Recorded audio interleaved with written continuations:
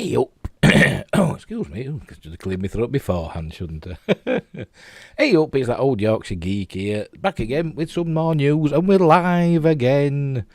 We're live with no viewers. Well, who cares? Got a backdrop there so you can't see my living room. It's behind that black screen somewhere in the Yorkshire verse. Right, so we've got some news tonight, so I will make myself small in the corner. Where are you going? I'm going in corner, that's where I'm going. There we go. And we'll open up the window. Splush, there we go. Strange New Worlds. I'm sure it'll be wonderful. I'm lying, of course. What have they done to his hair? Look at the state of that. Anson, what have you done? I mean, what have they done with Spock's hair? Look at the state of that and all. Oh, it's going to be awful. And Rebecca Romijn, yeah, she's lovely, but she don't look anything like number one in The Cage or The Menagerie, whichever you prefer. But whatever, and Anson Mount's lovely as well, if you like that sort of thing. Right, Strange New Worlds, episode titles and details revealed. Right, oh crikey. We're just 2 weeks away from the long-awaited Star Trek Strange New Worlds premiere. On May the 5th be with you. The official trailer dropped a few weeks ago and delivered a visual feast to get us hyped for the show. While we knew the series would be episodic in format, we had no plot details. Now we have the first 5 Strange New Worlds episode titles and details, along with some tantalising synopsis to pore over. Or should that be synopses? So let's dive in and see what early Season 1 has in store for Captain Pike and crew. It'll be rubbish! By the way, this is from Trek Central. As usual, I'm knocking things. As usual, all the links are in the description box below.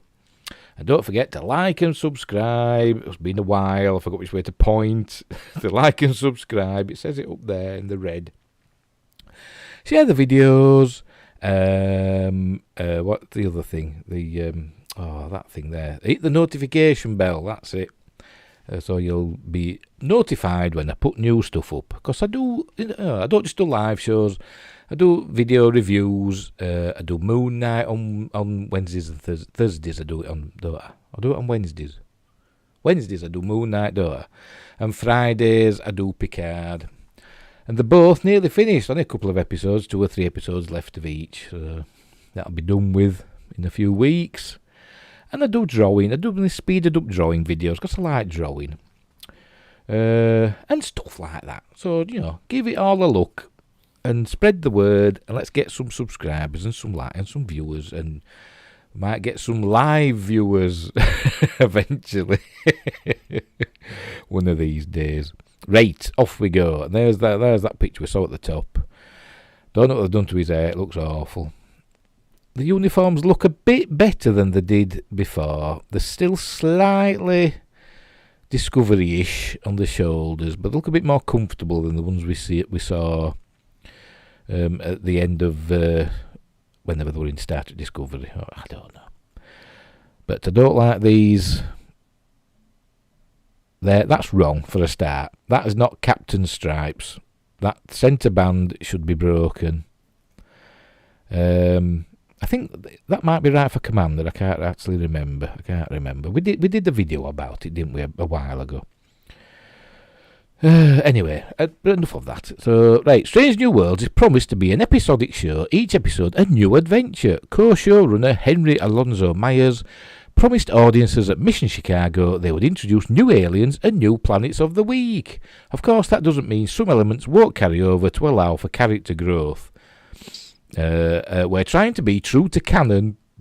Yeah, of course, yeah. But also to introduce some interesting new creatures you've never seen before. We've been working with Legacy VFX to do a bunch of really cool prosthetic creatures, as well as some CG stuff.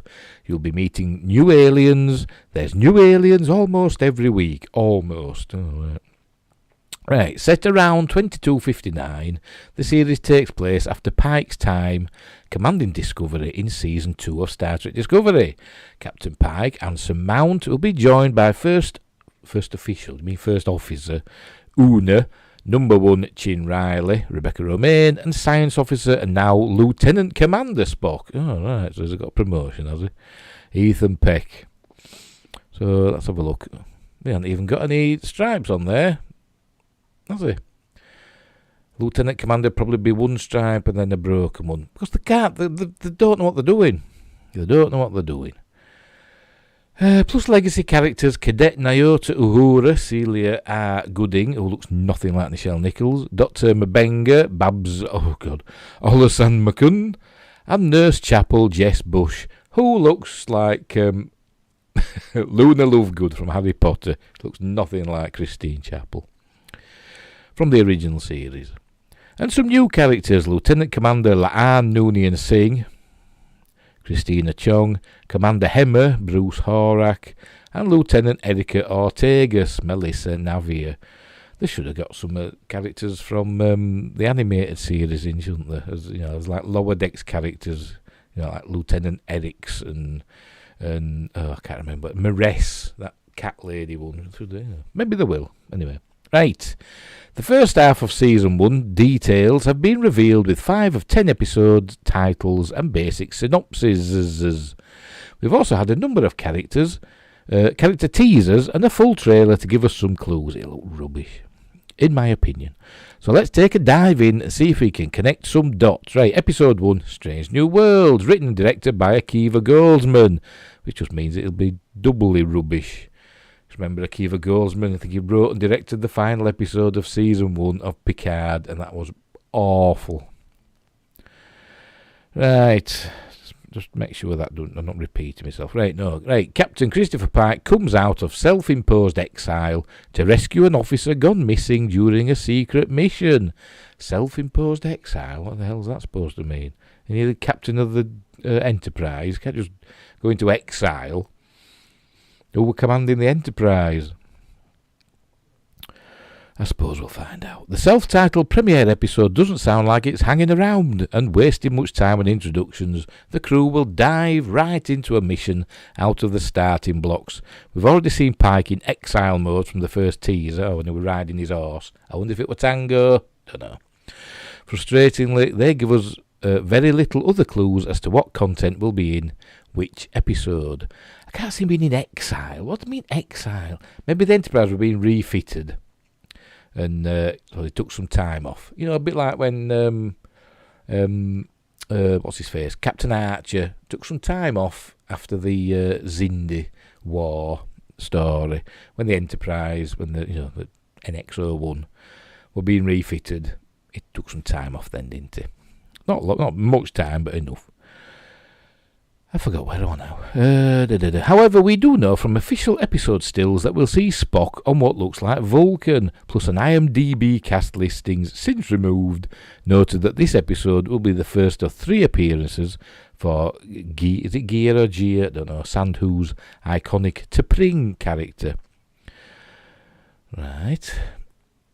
I can't remember who played by in the original series. Sorry, it's gone. It was in my head then, and then it's just disappeared. And for years, in a weird Mandela effect, for years and years, I always thought she was called T'Prini. Same spelling, but with an I at end instead of a G. I've no idea why. I don't know, but I know it's never been like that. Right, and there's some official episode promo stills. That's Laan Noonien Singh.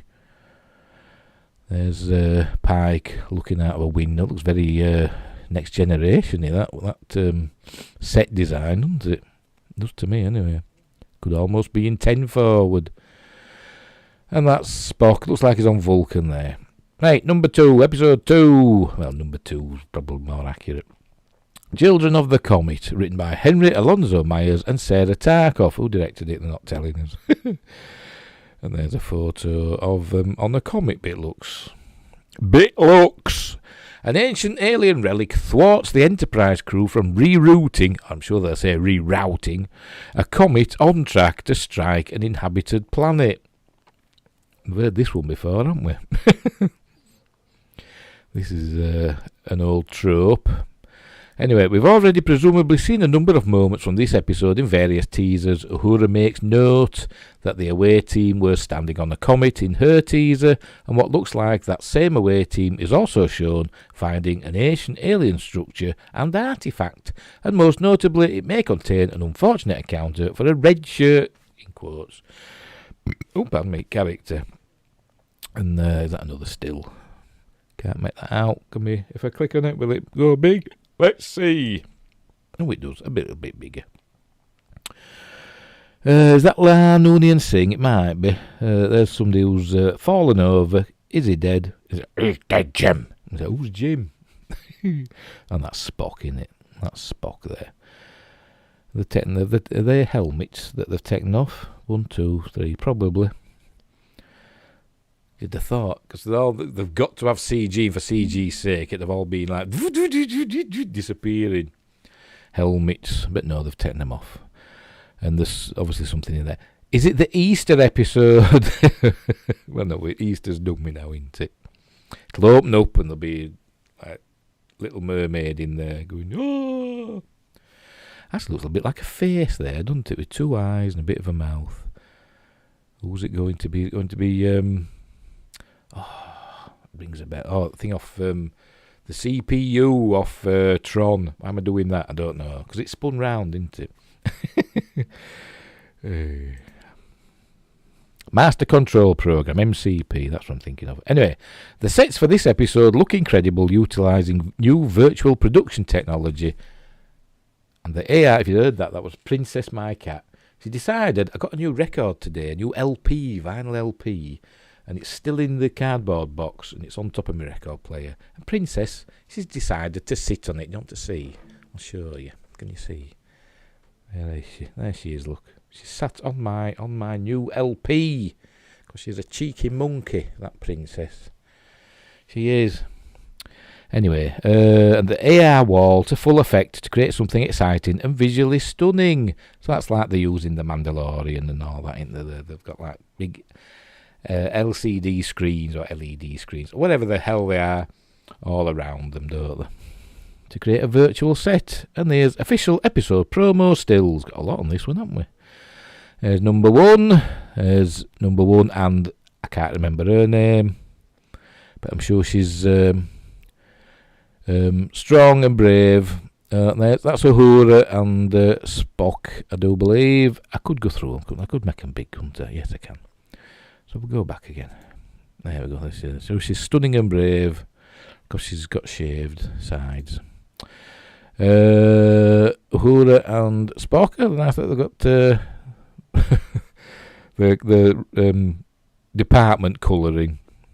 Obviously science and operations, isn't it? Operations in original series. So I wonder they haven't made a mess of that as well. They will do before so long. Oh, and she's a cadet, isn't she? She's Cadet Uhura. That's why she's got a different badge. I hope they don't make them com badges because they haven't got com badges yet. And that's Noonian. Laan Noonian Singh. I still don't understand that. Are they going to wipe everybody's memories of Khan Noonian Singh? Particularly Spock. And what they've done to his hair? It looks like Taika Waititi now. Crying out loud. And there's Celia Gooding, or whatever the hell they call it, as Uhura. I'm sure she's lovely, but she looks sod all like Nichelle Nichols. I mean, does the hair grow out? It must grow out pretty quick. And there's Pike on the bridge. The size of that bridge is massive. Did they shrink it down in time for when Kirk took command? Must have done. Because it wasn't that big, was it? But they're sticking to canon. Because they've said... Have I gone over? Hang on, look, I might have gone over now. Because, yes, I have, yes. Oh, just in time. That was from the next episode. Ghosts of Illyria. Isn't Illyria the baddie in... the End of Angel that Fred turned into? Was she called Illyria? I'm sure she was. Right, Una, or is it Una, whatever, must confront a secret she's been hiding when a contagion ravages the ship, incapacitating the rest of the crew. Another well-trod trope from Star Trek. And they've got any original ideas. Anyway, Rebecca Romaine has been teasing background exploration for her character since the 2020 Star Trek Day panel. And for those who read Star Trek comics and books, especially the recent The Enterprise War by John Jackson Miller, the name Illyria will ring bells. Illyria is noted as the world in which, or on which, whatever, Una, is it Una or Una? I don't know, grew up. Its inhabitants have some unique qualities which are instilled in number one, mental discipline and control. It'll be exciting to see which beta canon details, or beta, whatever, will be canonised, don't say that word, for the character, and of course what secrets the enigmatic first officer has been keeping. We'll also know from IMDb cast listings that Cameron Roberts' character Manu Noonien Singh will turn up in this episode. Oh, for God's sake. So part of the plot may tie in some way to La'an's family and or past. Out of all the Strange New Worlds episode titles and details, this is our favourite so far. Let's have a look. Hang on, let's see how many we've got to go to. Oh, there's just 3 for this one, isn't there? So here we go. So that's always number 1, and she's freaking out. Maybe there's an alien up there, and she's ducking, and it's going to grab her and take her up. It's like Brian Glover in Alien 3. So it just reminded me of for some reason. Don't know why. Must be Sick Bay. Says Christine Chappell, a.k.a. Luna Lovegood. Don't know who they are.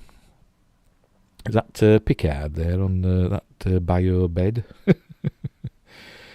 No, it isn't. Oh, there's Dr. Mabenga. Is it Mbenga? I always said Mabenga. So, there he is. At least he's in blue. Can that put him in white? Because remember all the Discovery doctors, all white, weren't they? Totally changed. But at least he's in blue. With his iPad. And there she is, Luna Lovegood. She looks nothing like Majel Barrett. Does she? But never mind. I mean, all the hair's all down. Not good for a nurse. Should be tied back, at least. Right. What's next? Memento Mori. I'm sure there's been more than one episode of Star Trek called that. It sounds very familiar. Or is it the X-Files I'm thinking of? Probably Stargate. I bet they've all had episodes called that before. Right. And there's La'an Noonien Singh, and I don't know who that is. Pike must find unconventional Starfleet methods to deal with the malevolent force that attacks the Enterprise. Unconventional, eh? Memento Mori from the Latin means remember that you have to die. Presumably this relates to Pike's struggle with his horrific fate, but that could be a little bit obvious.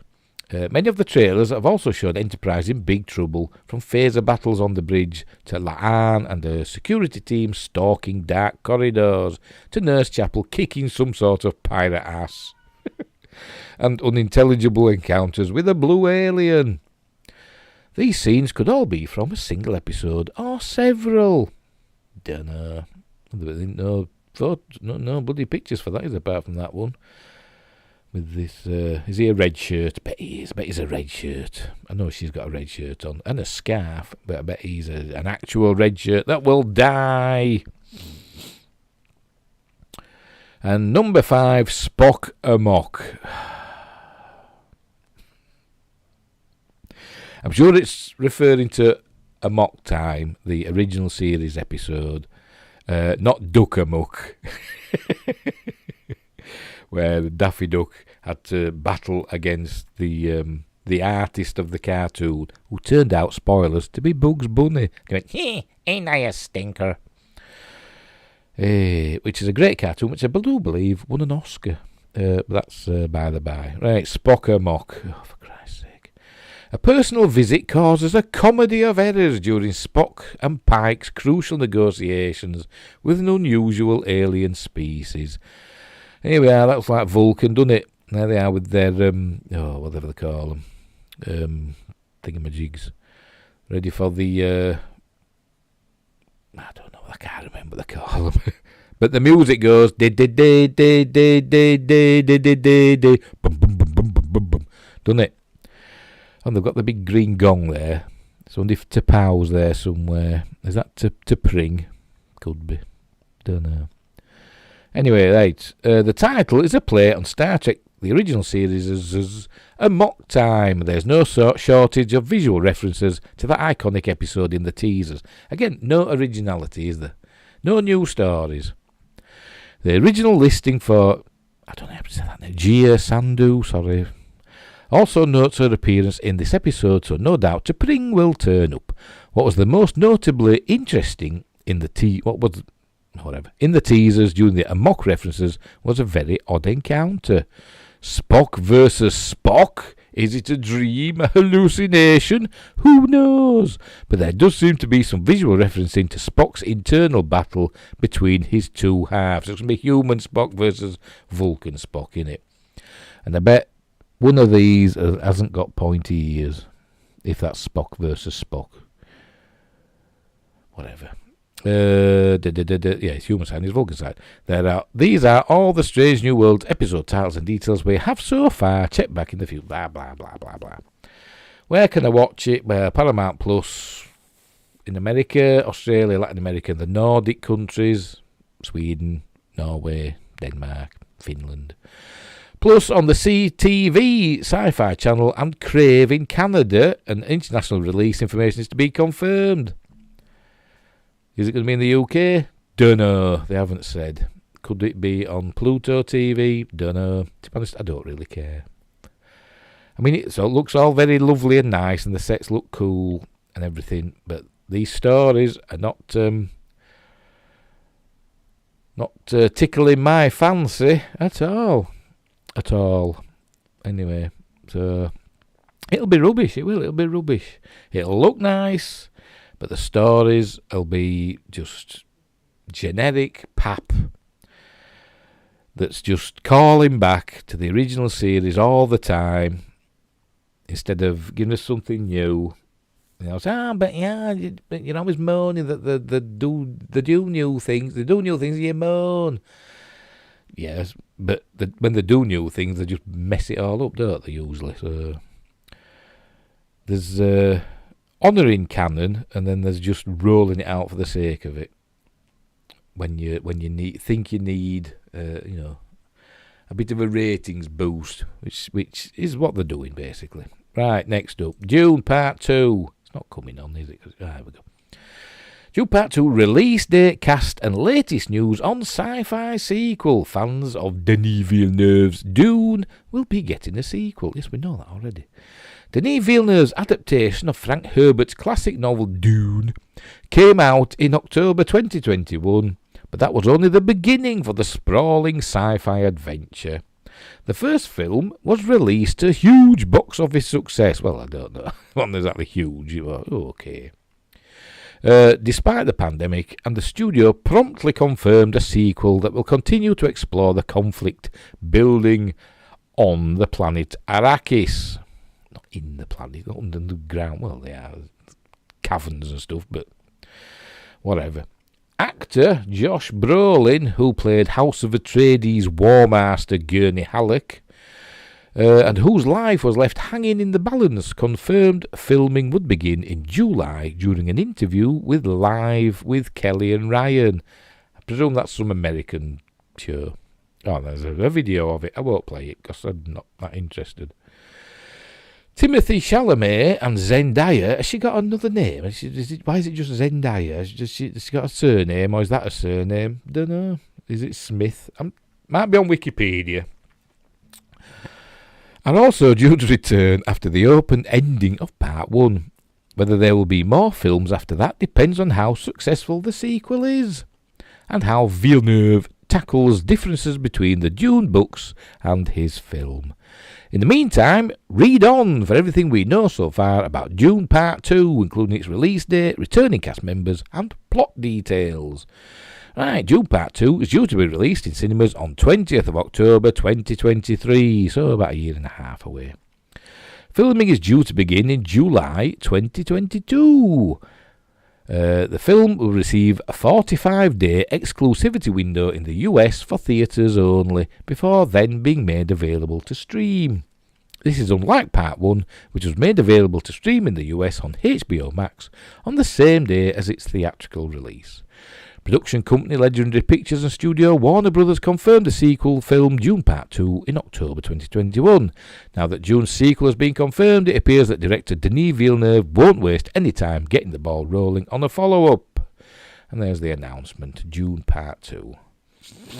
In fact, he told IGN that he would be very ready to go quite quickly after getting the thumbs up from Warner Brothers, having already put a considerable amount of work into the script for the sequel. He continued, to go quickly into a movie of that size, you still need to make sets, costumes, so we are talking about months, but if ever there's enthusiasm and the movie is greenlit sooner than later, I will say that I will be ready to shoot in 2022 for sure. Brolin confirmed this was the case, stating filming would officially begin in July. While Dune Part 2 is set to complete Villeneuve's adaptation of the original book, that doesn't necessarily mean the film franchise will end there, as the director has also taken interest in tackling the sequel novel. There is Dune's second book, The Messiah of Dune, aka Dune Messiah, which could make an extraordinary film, he told CBC Radio Canada. I always saw that there could be a trilogy after that. We'll see. It's years of work. I can't think of going further than that.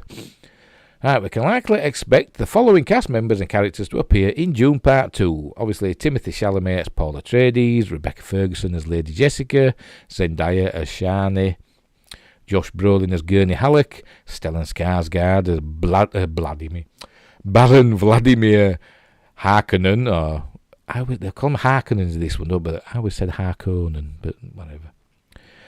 Dave Bautista as Count Glossu Rabban Harkonnen, Stephen McKinley Henderson as Thufir Hawat,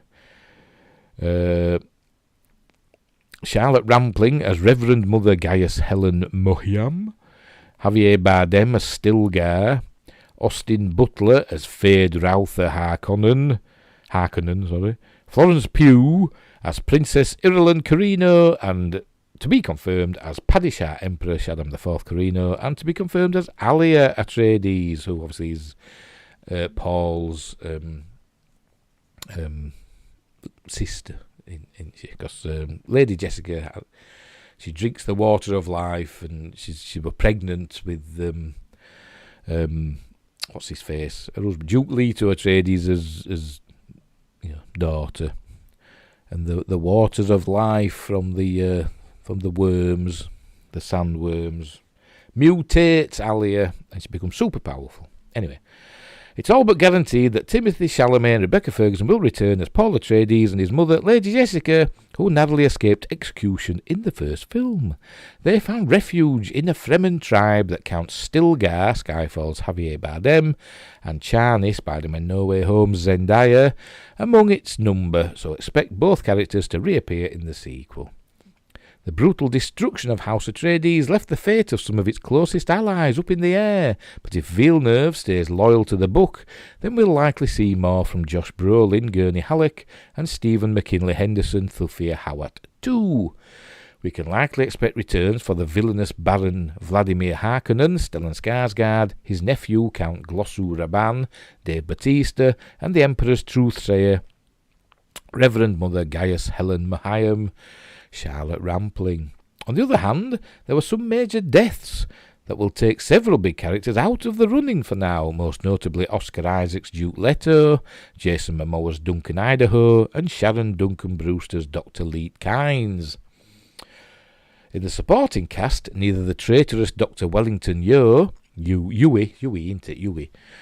Chang Chen, nor Peter De Vries, the Suicide Squad's Dast Malchian, made it out alive, creating two more vacant positions in the large Dune ensemble cast. It's a good thing too, because Villeneuve has some important characters to introduce in Dune Part 2, including Baron Harkonnen's,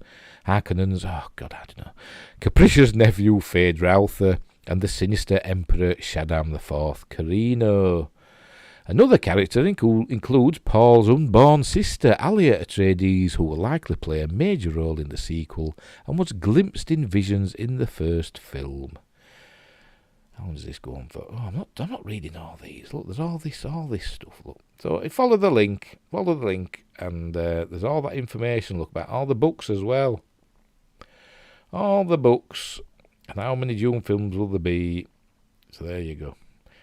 I'm sure that's all very interesting. Right, so we'll move on. Star Wars. Star Wars as Liam Neeson would play Qui-Gon Jinn again on one condition. Although Liam Neeson is willing to return to Star Wars as Jedi Master Qui-Gon Jinn, one condition would need to be met first. Liam Neeson is willing... Oh, yeah, whatever, we just read that. I hate it when they do like a subtitle, whatever you want to call it, and then just repeat it first bloody sentence. When asked if he would like to play the Jedi Master again, Neeson told comicbook.com, "Oh, I think so, yeah, I think so. If it was a film, yeah, I'm a bit of a snob when it comes to TV. I must admit, I just like the big screen, you know." Wasn't saying that when he were on Extras, was he? No, not Extras. Life's Too Short, wasn't he? We're on there, wanting to do comedy. So he's on about he had full-blown AIDS and all that. It's what quite funny. Hey dear. But we're on TV then. Bloody snob. My ass. Neeson also expanded on his fond memories of donning the Jedi robes. I mean, it was the best thing in Phantom Menace, wasn't it, to be honest? Qui-Gon, I can't believe it's 24 years since we made the Phantom Menace. I just cannot believe where the time has gone, he noted. It was a terrific experience shooting that film in London. The Phantom Menace was the first of 3 Star Wars prequels that aimed to tell the story of exactly how Anakin Skywalker became Darth Vader. The film was released in 1999 and starred Neeson as Qui-Gon, the Jedi Master of Ewan McGregor's Obi-Wan Kenobi. It was Qui-Gon who first found Anakin as a 9-year-old slave on Tatooine and brought him to the Jedi Order, convinced that Anakin was the chosen one to bring destined to bring balance to the Force. Qui-Gon was killed in the closing scenes of the movie during an intense battle with Darth Maul, leaving Obi-Wan to become Anakin's master. Neeson briefly returned to the role as a voice actor for the animated Star Wars Rebels in 2014, but has not appeared on screen as Qui-Gon since. Oh, pardon me. Neeson's memories of filming The Phantom Menace also include a sweet scene with his then 2-year-old son. He was visited by his son Michael during filming, and the toddler took a shine to R2-D2. When Michael saw the droid, he reached out to it, so I had to let him down. And he waddled over and started hugging R2-D2, Neeson said. He knows nothing about Star Wars, so any of the movies, it was just so cute. Qui-Gon's old apprentice, Obi-Wan Kenobi, will be the focus of an upcoming Disney Plus limited series, although there are rumours that Qui-Gon will make an appearance in Kenobi. Don't look like it now, does it? Nothing has been confirmed by Disney or Lucasfilm. McGregor will reprise his role as Kenobi, and Hayden Christensen is also set to return as Darth Vader. The Phantom Menace can be streamed on Disney Plus, and Obi-Wan Kenobi premieres on May the 27th. Be with you. Yeah, don't look like he's going to be in Kenobi now, does it? Unless he's playing as... Is he being a naughty boy and stringing us along, saying, "Oh, I'm not appearing on TV." Well, anyway, we'll have to see, won't we? I think he's kidding on, because he wants to do comedy. Like in Life's Too Short. If it's on YouTube, look it up. If it's on YouTube, it is very funny. Right, next, Doctor Who. I think we've got a couple of Doctor Who stories. Doctor Who 2022 Centenary Special. Release date, rumours, cast and trailer. And there's Jodie.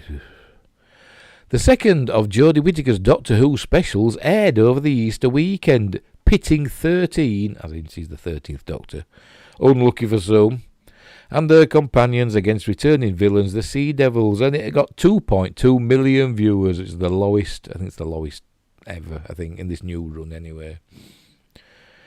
Now that their maritime adventure is over, it's on to Whittaker's final episode, which is set to air this autumn and will mark the BBC centenary, as well as announce the next Doctor. More on that in a minute. We still don't have a title, but we do have a trailer. More on that below, and some pretty big news about its cast, including some returning faces and the big bads Whittaker will have to face before the Doctor dons a new form.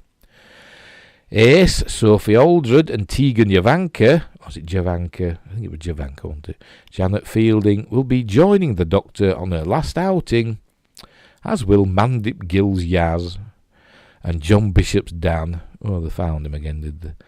I don't know, I didn't watch it. As for his trusty Wok, we'll see. I haven't watched it, so I don't know what they're talking about. We'll have to wait and see. And there's Ace and Tegan, yeah. So I'm not saying anything. So what else do we know about the last episode, including its release date and cast information? Take a look at our regularly updated news and releases below. Right, we still don't have a confirmed release date, Jodie Whittaker's last outing as the Doctor, but it has been confirmed that it will air in autumn 2022. What was that? I don't know. The episode also serves as a centenary special for the BBC, celebrating 100 years of the broadcaster's existence. The centenary itself takes place on Tuesday, 18th of October, so it seems likely the Doctor Who special will air around that date, probably the same week, if not the day itself. They won't put it on a Tuesday, will they? It'll be on a Sunday probably again, like this last one was. So it'll probably be on the Sunday, the 17th, 16th. Probably on Sunday the 16th, or the one after. Whatever. Following the release of Legend of the Sea Devils, the BBC unveiled the first trailer for the centenary special, and it looks like an epic battle is on the cards. Beware of the forces that mass against you, the Doctor's warning can be heard, and their master. Oh, that makes you think. Going to be in it, isn't it? Take a look for yourself below. And there's Dan.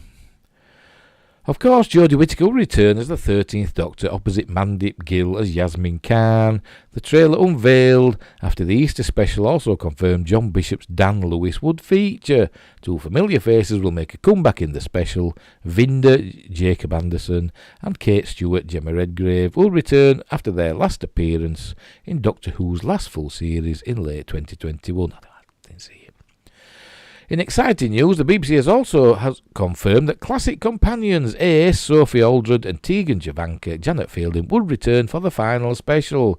They'll be helping the Doctor fight on 3 fronts against her deadliest enemies, the Master, Daleks and Cybermen, in one huge story. Showrunner Chris Boo Chibnall, who is also departing after this episode, said.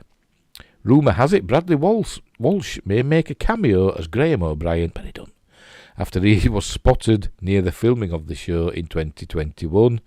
Sacha Dhawan will definitely appear as the villain, the Master, for Jodie Whittaker's final episode as the main antagonist, as was hinted by the season 13 finale and confirmed in the Centenary Specials trailer. Finally, of course, whoever succeeds Whittaker in the role of the Doctor will also likely appear in the closing scene of the episode. Specific plot details for the Centenary Special have yet to be released by the BBC. However, it's expected that this episode will wrap up the Division/Timeless Child storyline that's run throughout Jodie Whittaker's time in the series, while also bringing back Sacha Dhawan's Master for one final clash. The Division, that's an appropriate name, isn't it? The Division. This is what the Timeless Child, whatever the hell they called it, episodes did for the fan base. As well as the Master, the Daleks and the Cybermen will also return, and the trailer hints at the possibility they might be teaming up to take down the TARDIS team. A rather vague plot synopsis was released in November 2021, but doesn't give much away. Having faced many perilous journeys, battling some of the most feared monsters throughout space and time, it's the final instalment, blah blah blah blah blah. Yeah, anyway, so they don't know. They don't know who's going to be the new Doctor. But do the bookies know? You know, the bookmakers, they're taking bets and... for God's sake, come on. And it's a familiar face that is... well, you can see it there. You can't see it. I can. It's a familiar face that is the bookie's favourite. Oh, the page isn't responding. Oh, for God's sake. Give it a refresh. Give it a refresh. There's always summit in there. There's always summit. See the... Oh, dear. Come on, Express. Oh, it's not going to work, is it? Right there. So we'll do it like this. Tell you what I'll do. I will copy that. Oh, see, it comes on now. Doctor Who, Jodie Whittaker's replacement, odds on to be David Tennant. We said this a while ago, didn't we? Oh, give it over. It's breaking news.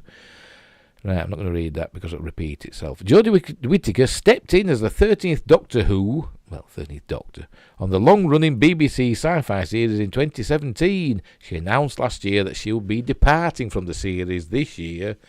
And with no word yet on who is officially taking over, fans could be welcoming back previous Time Lord David Tennant. The Scottish actor is tipped to helm the TARDIS again. Go away, video. The TV star can currently be seen in the Easter special Doctor Who Legend of the Sea Devils. What are you talking about? Jodie's regeneration is soon to take place, and no stranger to the transformation process is the former 10th Doctor Who, David. Bookies Coral has revealed that 4 in 5 bets placed on the next Doctor Who market have been for David Tennant over the last 7 days. David is currently leading the odds with the retired Time Lord coming in at 4 to 5. I don't know how to do that. 4 to 5 to return to the show. John Hill from Coral, as opposed to William Hill, which is another bookies from Coral, said it has been 12 years now since David Tennant left the iconic role of Doctor Who, of the Doctor. Many punters believe he is set for a sensational return, replacing Jodie Whittaker. Although some actors have appeared in the show as different characters, no one has helmed the TARDIS twice. John continued, it has been one-way traffic in our betting for the Scottish actor who is now odds-on to be the next permanent Time Lord. And there's a thing for the Doctor who's been the Doctor. See who the first one was? William Hartnell. Never mind all this bloody what's-her-face. Jodie was the first female to step into the role, and with no set criteria for the transformation process, a previous Doctor could easily come back. Other odds see It's a Sin's Lydia West at 4 to 1, as well as her Channel 4 cast member Omari Douglas at odds 5 to 1. Dangerous Liaisons actor Fisayo Akinade is at odds 6 to 1. With should be doing all this. I don't know how to do it. With sex education star Raki Thakrar at odds 8 to 1. EastEnders veteran Danny Dyer is also in the mix with odds of 10 to 1. He'll be going here. I'm the Dutch. She's my TARDIS, you slag. And with the star leaving Walford soon, it could be the perfect fit. Yeah, I don't think so. Oh, we haven't done yet. I thought we'd done. Danny recently spoke to his daughter on their podcast Sorted with the Dyers about leaving the soap. He said, I'm leaving EastEnders. I can't do his voice. I'm very lucky and very grateful in the sense of when you're in a job... What's that about? Oh, that. When you're in a job like a soap, your contract comes up for renewal, and every time my contract has come up for renewal, they have asked me to stay. And I'm very grateful for that because I've seen a lot of people come and go. So I always debate whether I want to sign again, and I've been contemplating for a while now about maybe it's time to roll the dice and take the leap. 2023 will mark the 60th anniversary of Doctor Who, and Whovians are sure to be in for a treat when the Galactic Special that will take place. Oh, we're still not done. Supposedly, David Tennant, Christopher Eccleston and Peter Capaldi will be returning for the TARDIS birthday bash season. They'll be looking to get Eccleston. But you never know. Peter Capaldi is one of the rare performers who has appeared in the BBC show twice. Not rare, there's quite a few. Peter played the 12th Doctor and appeared as Lobus Cecilius in the episode The Fires of Pompeii when David was the Doctor, with other actors also appearing in multiple episodes as different characters. I mean, Colin Baker appeared as another Time Lord, I do believe, before he became the Doctor, didn't he? Like a guard, like a soldier Time Lord. I can't remember the episode, I just remember seeing it. And that's it. There you go. Yes, that's it. That's it. What's the conversation saying? We need a trans Doctor to completely trash things. I doubt even David Tennant could repair the damage done by the last 2 woke Doctors. Doctor Who, Jodie Whittaker's replacement, odds on to be Ryland Clark Neal. Just get Boris Johnson to do it. Glad Jodie is leaving, being the worst Doctor Who ever. And that's saying something, being some clangers before. So there you go. Yeah, but it's a noisy minority. 2.2 million viewers for the Doctor Who special, in quotes, special. Right. Anyway, I hope it is David Tennant. It'd be nice to see him come back. I don't know how they'd wangle it. But I think it'll be somebody else. And that trans suggestion in the comments, I think it could very well be. But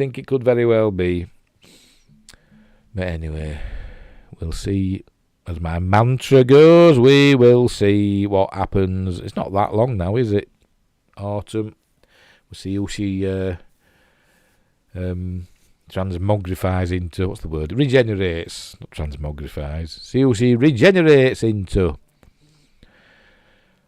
It's probably regenerate back into herself and say, I'm not going anywhere at all. Right, sciencey news. The scientists hope to broadcast DNA and Earth's location for curious aliens. The mental beacon of galaxy message could be sent into heart of Milky Way where life is deemed most likely to exist.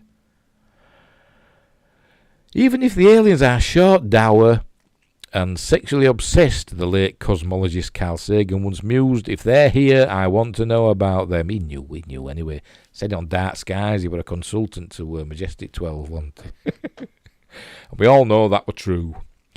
Driven by the same mindset, a NASA-led team of international scientists has developed a new message that it proposes to beam across the galaxy in the hope of making first contact with intelligent extraterrestrials. In the DNA, seen the film Species? What happened there? It could happen in reverse. End up with the human killing everybody on this alien planet. The interstellar missive, known as the beacon in the galaxy, opens with simple principles for communication, some basic concepts in maths and physics, the constituents of DNA, and closes with information about humans, the Earth, and a return address should any distant recipients be minded to reply. The group of researchers, headed by Dr. Jonathan Jiang at NASA's Jet Propulsion Laboratory in California, says that with the technical upgrades, the binary message could be broadcast into the heart of the Milky Way by the SETI Institute's Allen Telescope Array in California and the 500-meter aperture spherical radio telescope in China. Is that the one in China? It looks like it. Yeah, it is. In a preliminary paper, which has not been peer-reviewed, the scientists recommend sending the message to a dense ring of stars near the centre of the Milky Way, a region deemed most promising for life to have emerged. Humanity has, we contend, a compelling story to share and the desire to know of others, and now has the means to do so, the scientists write. The message, if it ever leaves Earth, would not be the first. The beacon in the galaxy is loosely based on the Arecibo message sent in 1974 from an observatory of the same name in Puerto Rico, which collapsed, didn't it, a couple of years ago, more or less. That targeted a cluster of stars about 25,000 light years away, so will not arrive anytime soon. Since then, a host of messages have been beamed into the heavens, including an advert for Doritos and an invitation written in Klingon to a Klingon opera in The Hague. Klingon opera. The Actu and Melota. Such attempts at interstellar communication are not straightforward. The odds of an intelligent civilization intercepting a message may be extremely low, and even if contact were made, establishing a fruitful conversation could prove frustrating when the response can take tens of thousands of years. Pardon me. Well, send you somewhere closer then, you silly buggers. Aliens may not even understand the signal as a test run, because they know that aliens are out there and close, so they send them to places like thousands of light years away. So they think, oh, well, it doesn't matter, it'll take thousands of years for the message to get there. Aliens may not even understand the signal as a test run for the Arecibo message. Frank Drake, its designer, posted the missive to some scientific colleagues, including a number of Nobel laureates. None of them understood it. Well, yeah, that's humans, isn't it? We're idiots. There are other concerns too. More than a decade ago, Professor Stephen Hawking warned that humans should refrain from sending messages into space in case they attract the wrong sort of attention. If aliens visit us, the outcome will be much as when Columbus landed in America, which didn't turn out well for the Native Americans, he told the Discovery Channel documentary. And he's right. But Dr. Jiang and his colleagues argue that an alien species capable of communication across the cosmos may well have learned the value of peace and collaboration, and humanity could have much to learn from them. We believe the advancements of science that can be achieved in pursuit of this task, if the communication were to be established, would vastly outweigh the concerns, they write. Dr. Anders Sandberg, a senior research fellow at the University of Humanity Institute at the University of Oxford, said, "My view is that the overall risk and the benefit of sending messages are both small. It is better and safer for us to move out into space and hopefully eventually find neighbours when we are both adult species." But he said it was worthwhile to think over how we may communicate with aliens. I think it is something we should regard as training for learning to coordinate better as a species, he added. Yeah, well, I think we should move out into space, because I think in our local area, within a few light years, we're probably the most advanced. So if we find any aliens, we could conquer them and begin the Terran Empire. That sounds good to me. Speaking of space, scientists appeal to trace meteorite near Shrewsbury. Shrewsbury. So it's nearly where I live. I'm not telling you where that is, but you can probably guess. There's a picture of it. Well, just wherever that camera is, just it landed there, didn't it? Bit by looks. Scientists are appealing for help to trace fragments of a meteorite. The space rock is believed to have landed somewhere near Shrewsbury, Shropshire. Oh, God, it's horrible. Imagine Sean Connery trying to say this. Somewhere, Shrewsbury, Shropshire, after being spotted over the county on Wednesday. Members of the UK Fireball Alliance spent the bank holiday searching for pieces, but none have been recovered, and they are appealing for help. Professor Katie Joy said the rock would be a glossy black or brown colour and about the size of an Easter egg. The Alliance, a collaboration... Well, Easter's just gone, hasn't it? I think this is a hoax. Just promote this from Cadbury's or somebody. Drum up custom. The Alliance, a collaboration between academics and citizen scientists, amateurs, interested in meteor observation and meteorite recovery, has appealed to the community for help tracing it. Dr. Luke Daly of the University of Glasgow said about 500 grams, 1.1 pounds, of meteorite is believed to have landed on the ground in roughly 4 fragments south of the county town. Given the amount of wheat and oilseed rape in the area, we have been literally looking for a needle in a haystack, he said. Professor Joy from the Department of Earth and Environmental Sciences at Manchester University added, "The meteorite won't be hot and is as safe to handle as any other rock." Yeah, I've seen the blob. But please don't pick it up, and Creepshow with Stephen King and that green stuff. But please don't pick it up with your bare hands, as that would contaminate the stone. And yourself. You'd end up with an alien contagion. And like a crinoid. It's probably a glossy black or brown colour, maybe with a dark crust broken off in places. The largest pieces won't be bigger than an Easter egg, and the smallest could be the size of a mini egg. See, he's obsessed with Easter and chocolate. It may be in a place where rocks aren't usually found, like on a lawn or footpath. She urged people not to take risks while searching, but said scientists will be happy to look at any discoveries of objects which seem out of place.